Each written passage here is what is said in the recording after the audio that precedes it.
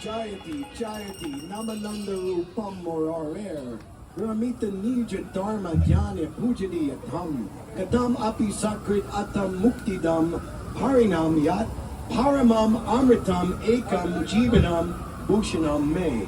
All glories to the all blissful holy name of Sri Krishna, which causes the devotee to give up all conventional religious duties, meditation, and worship, when somehow or other, uttered even once by a living entity, the holy name awards him liberation.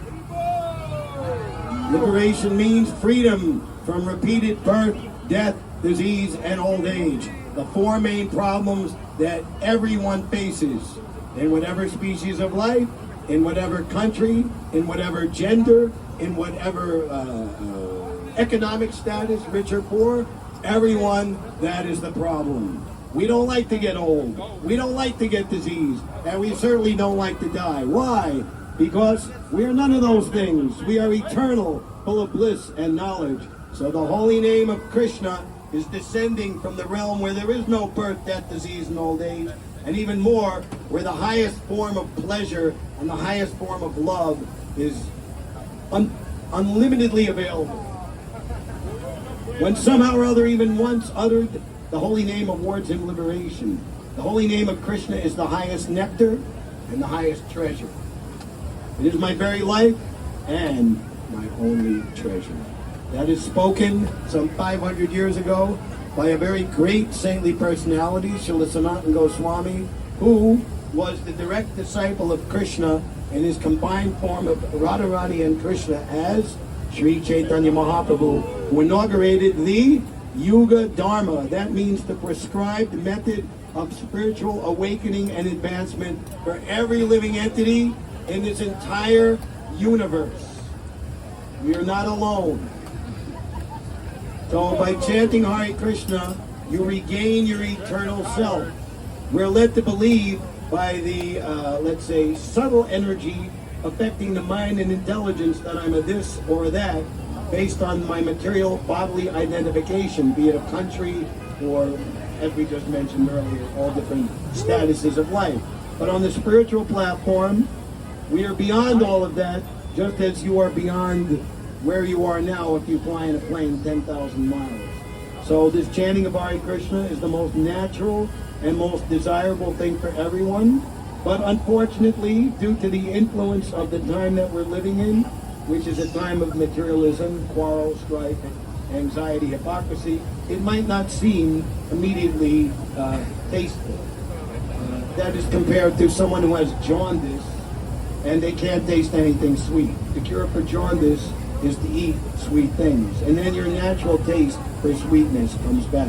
So the spontaneous attraction for Krishna through his holy name is actually the Jaiva Dharma. It is the eternal, glorious, and most pleasurable function of the living entity.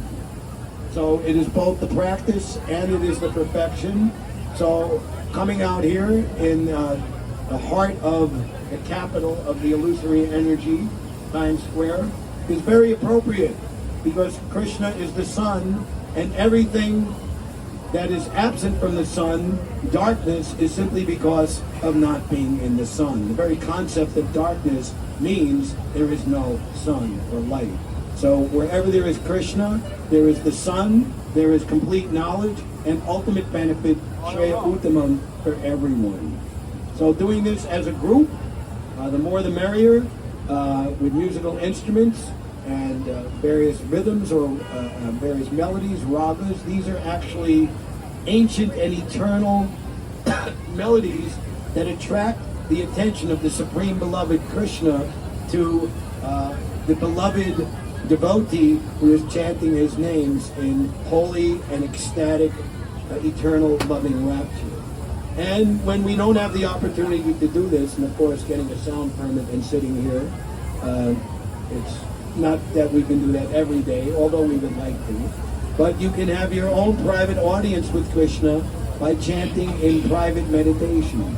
The very strength of our coming together as a group, as a community, is based miraculously and mystically on the strength that we all have our unique individual identity, personality, and relationship with Krishna, the supreme, absolute, divine lover.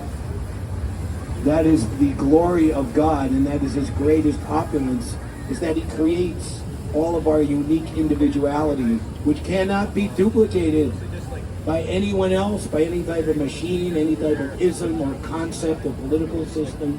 So only Krishna can satisfy and fully fulfill all desires of our unique individual self. We join together as community, but each of us has our own unique relationship with Krishna. And it is said that from spiritual well-being, automatically, without even trying for it, all necessary categories of material well-being come just as your shadow follows you when you walk down the street and the sun is shining. You don't have to ask your shadow to come with you.